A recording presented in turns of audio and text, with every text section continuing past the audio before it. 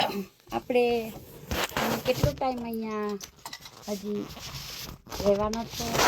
Phone આવ્યો કે ભાઈ કઈ કામ હોય તો કેજો, તમે કઈ ચિંતા ન કરો. એને મને આવી રીતના વાત કરી, એ આમ કર્યું.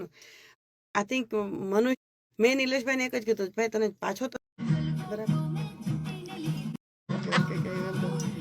બરાબર. તો લાઈવ હવે બહુ લાંબુ નથી કરવું, હજી અહીંનો પ્રોગ્રામ પૂરો કરી ને 3:30 વાગે હિન્દુ મંદિરે છે જવાનું. તો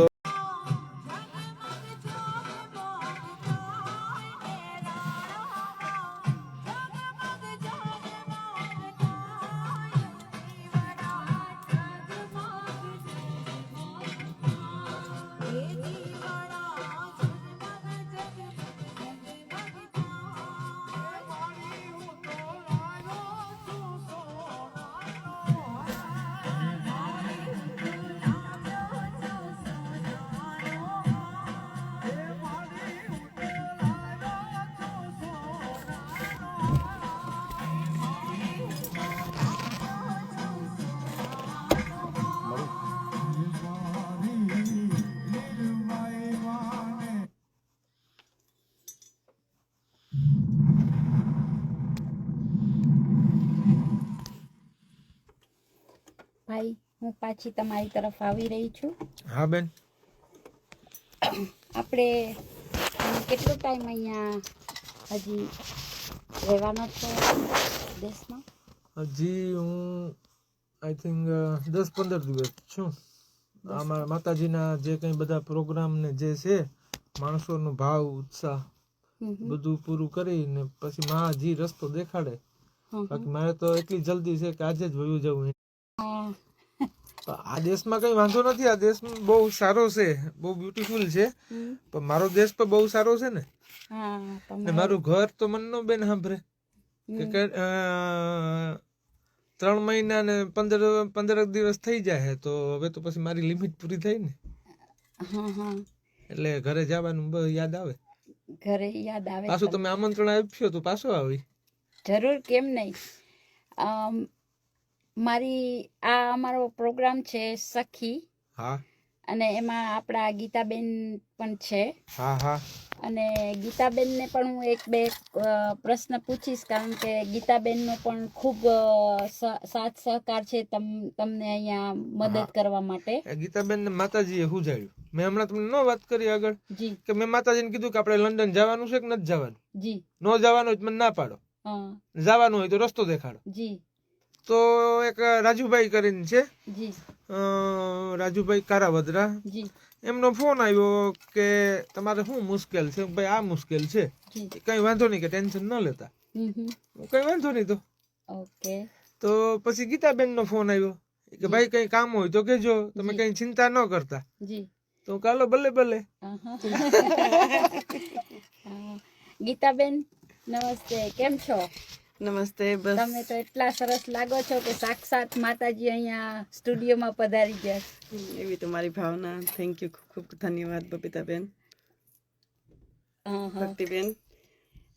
ગીતાબેન, તમે નિલેશભાઈને ખૂબ મદદ કરી છે, એક માનવતા તરીકે, એક કાઉન્સિલર તરીકે, અને એક બેન અને એક મા તરીકે.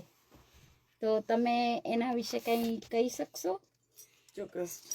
હવે આમાં નિલેશભાઈ માની જાત્રામાં જે શાંતિ, વિશ્વ શાંતિની યાત્રા લઈને નીકળ્યા છે, એવી રીતે માએ તો ત્યાંથી જ નક્કી કરી લીધું હતું કે એને કોને કોને મને મળાવવાના છે નિલેશભાઈને. એટલે જ્યારે મને રાજુભાઈ કારાવદરાનો મેસેજ હતો કે બેન થોડું કામ છે, તો જો તમે ફ્રી હોય તો કોલ કરો. તો એટલે મેં એને મેસેજ કર્યો કે ભાઈ મેસેજ ન કરવાનો હોય, ફ્રી હોય. બેન ફ્રી જ છે, તમારે સીધો ફોન જ ઉપાડીને કરવાનો હોય. એટલે પછી મેં રાજુભાઈને ફોન કર્યો, એને મને આવી રીતના વાત કરી કે આપણે નિલેશભાઈ છે આવે છે, તો એનું થોડુંક ફ્રાન્સમાં થોડીક પ્રોબ્લેમ છે વિઝા માટે નાતે, એટલે બેન જો કંઈ થઈ શકે તો. મેં કે કાંઈ વાંધો નહીં. મેં કીધું કે એટલે મેં સીધો નિલેશભાઈને ફોન કર્યો કે ભાઈ શું છે આ તે બધું. એટલે કે એને કીધું બેન આવી રીતના છે. એટલે મેં કીધું ભાઈ તમે જરાય ચિંતા નહીં કરતા, ને જે કંઈ થાય એ માની દયાથી ને માની કૃપાથી જ થવાનું છે. એટલે આમાં જોઈએ તો મેં કાંઈ કર્યું નથી, હું એમ નથી કહેતી કે મેં કર્યું નિલેશભાઈ આવ્યા, મેં આમ કર્યું ને આ થયું. માએ કર્યું, માએ હુજાડ્યું. અને નિલેશભાઈને માએ કીધું હે કે ભાઈ તું મારો સંપર્ક આ રાજુભાઈ કરે કે જેવી રીતના. એટલે અમને માનવ મને તો આમ એમ કહી શકું કે માનો આદેશ. બરાબર. અમે ને ગીતાબેન ઓળખતા પણ નહોતા. આમ ઓળખતા તો અમે કોન્ટેક્ટ નહોતો કર્યો, મેં ગીતાબેનને ફોન પણ નહોતો કર્યો. જી. હા. ને અમારે કોઈ દિવસે હું નિલેશભાઈનું મેં કોઈ દિવસે એને ફોલો નથી કર્યા. મેં હાથ સાંભળતી હતી કે નિલેશભાઈ આવે છે આવી રીતના. એમ કે એક ભાઈ, નિલેશભાઈ નામે મને તો ખબર કે એક ભાઈ આપણો આ લીરબાઈમાને લઈને મૂર્તિ લઈને આવે છે ને ક્યાંક ક્યાંક વાતે થતી હોય કે આપણો મેનો દીકરો નીકળ્યો છે આ તે બધું. પણ હું કોઈ દી નિલેશભાઈને ઓળખતી નથી, કોઈ દી વાતે નથી થઈ અને મેં જોયા નહોતા. એટલે ને આઈ થિંક મનુષ્યને લીધે થઈને એમ કે એઝ અ મનુષ્ય તરીકે મારો એક આ કર્તવ્ય બને છે કે જે કોઈની પણ મદદ થતી હોય મદદ કરવી. મારું હંમેશા એક જ કહેવાનું કે તમે કોઈને મદદ ન કરી શકો તો કોઈનું ખરાબ ન કરો. બરાબર. મારો આ એક સિદ્ધાંત પણ છે. અને જેને પણ મારી પાસે મદદ માંગી છે તો હું મારી બેસ્ટ લેવલે કોશિશ કરું છું. એમ નથી કહેતી કરું જ છું, પણ ટ્રાય કરું કે જે કોઈને પણ ગમે તે રીતથી મદદરૂપે હું થઈ શકું તો હું કરું છું. અને જ્યાં જ્યાં મેં ફોન કર્યા છે, જ્યાં જ્યાં મેં મદદ માંગી છે, માં લીરબાઈમાં પહેલાં હાજર થઈ ગઈ છે ત્યાં. એટલે કોઈ પણ દરવાજા બંધ નથી કરવા દીધા. ને એવું પણ થયું છે કે મેં અમુક જણને ફોન કર્યા, અમુક જો એમ કીધું કે ભાઈને પાછું વયું જવું જોઈએ ને 10 વર્ષનો સિક્કો મારી દે ને એનું થશે નહીં ને આ તે. મેં નિલેશભાઈને એક જ કીધું ભાઈ તને પાછો તો નહીં જવા દઉં. નિલેશભાઈ મારી સાથે જ છે. મેં કીધું તમે પાછા તો તમને ભલે મહિનો દિવસ ફ્રાન્સમાં રોકાવાનું થાય પણ તમે રોકાજો, પણ તમને પાછા નથી વાળવા. અને તમારું લીરબાઈમાં કરશો તો ભાઈ બધું થઈ જશે. નિલેશભાઈનો વિશ્વાસ ન તૂટ્યો, મારો વિશ્વાસ ન તૂટ્યો ને માએ લાજ રાખી લીરબાઈ માએ. ને નિલેશભાઈ આજે પહોંચી ગયા છે અને માની દયાથી માની કૃપાથી.